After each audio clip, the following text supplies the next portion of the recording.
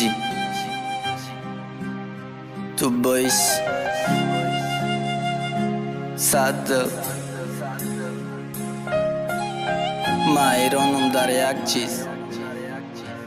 کی ترا مجبور دادن یا کی خودت راضی شدی.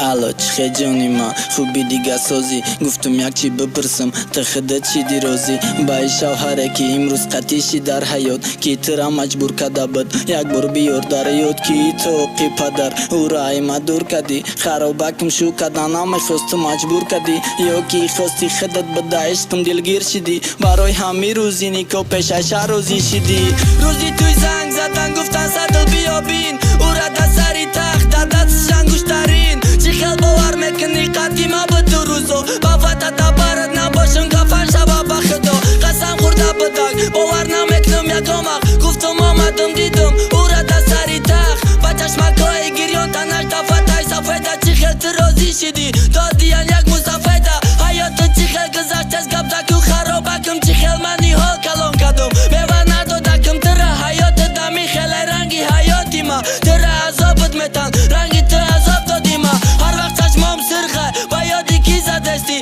سوالو میتن مرا تو اوجه طاقت کدستی با حقارت های وارد گفای سختی خشتا من دا خرابکم خورشیدی تره عذاب دادنت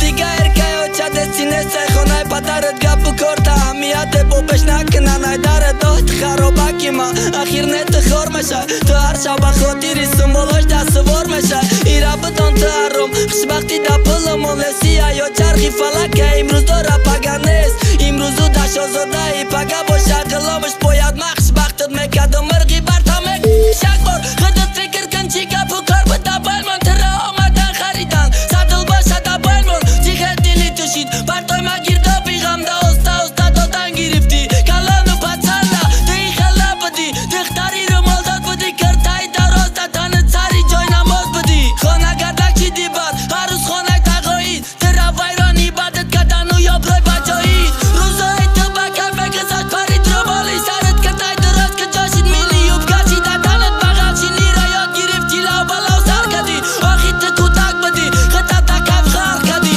تدا چی نمیرسید با ای کارا دستدی شو نمیرسید تدا همیده آواز کدی تدا رو میفوریده تا آغوش بزنی خواه شوی تو بنا مردک نکی یقلش گوه خب کن اخی صدل نزد دیگه تدامش خیچی میگوی مسافچه با وقلی کمش میدونم ارزو کده با دورزوی فتای صافت شخصی را دادنش نکی عقلش میگره پس عیبت هیچی نگو خواب میگن نصیب و تقدیر بدای نصیبی خرابکم ده همی مرغی پیر بدای مالی گفتم اگنه بخشیدم دکه جان خوشبختش کده تونی ما خوشبختیش هم میخون